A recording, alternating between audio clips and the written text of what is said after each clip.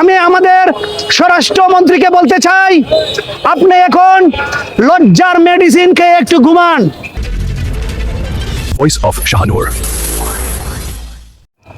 সংগ্রামী বন্ধুগণ, আজকে আমরা জাতীয় ছাত্র শক্তির ব্যানারে সুনামগঞ্জ ট্রাফিক পয়েন্টে দাঁড়িয়েছি।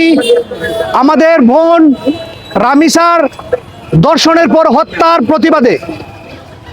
সংগ্রামী বন্ধুগণ, আপনারা জানেন রামিসাকে হত্যা করা মানে, রামিসাকে ধর্ষণ করা মানে গোটা বাংলাদেশকে ধর্ষণ করা। এই রামিসাকে হত্যা করা মানে গোটা বাংলাদেশকে একটি কলঙ্কের দ্বার প্রান্তে নিয়ে যাওয়া।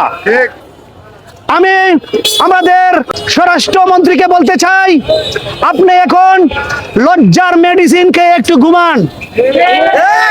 আপনি সংবিধান বলে এই 72-এর সংবিধান দিয়ে আপনি পারেন নাই আপনার দলের ইলিয়াস আলীর বিচার করতে।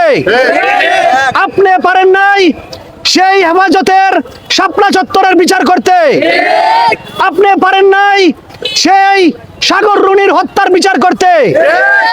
আপনি পারেন নাই এই সপ্তাহের ভিতরে 4টি শিশু ধর্ষিত হয়েছে। এই 4টি শিশু ধর্ষিত হওয়ার ন্যূনতম বিচারের দ্বার প্রান্তে আপনি নিয়ে যেতে পারেন নাই। কারণ হচ্ছে এই ভঙ্গুর সংবিধানের কারণে। আপনি যে সংবিধানের বড়াই করছেন, এই সংবিধানের দোহাই দিয়ে এই বাংলাদেশে একজন ধর্ষণকারীর পক্ষে আইনজীবী পাওয়া যায়। এর চেয়ে লজ্জার বিষয় আর গোটা পৃথিবীতে নেই। একজন আইনজীবী যখন একটি ধর্ষণকারীর পক্ষে দাঁড়িয়ে যায়, তখন বুঝতে পারবেন একজন ধর্ষণকারীকে ম্যান্ডেট দেওয়া হচ্ছে যে তুমি ধর্ষণ করো, তোমার পক্ষে রাষ্ট্র আছে। আমি স্বরাষ্ট্র উপদেষ্টাকে বলতে চাই, একটু লজ্জার মেডিসিন খেয়ে ঘুমান। আপনি নেপালের দিকে তাকান। নেপালের জেনজি সরকার প্রতিষ্ঠিত হওয়ার পর নেপালের একজন মন্ত্রী ন্যূনতম একটি ভুল করার কারণে স্বেচ্ছায় তিনি পদত্যাগ করেছেন।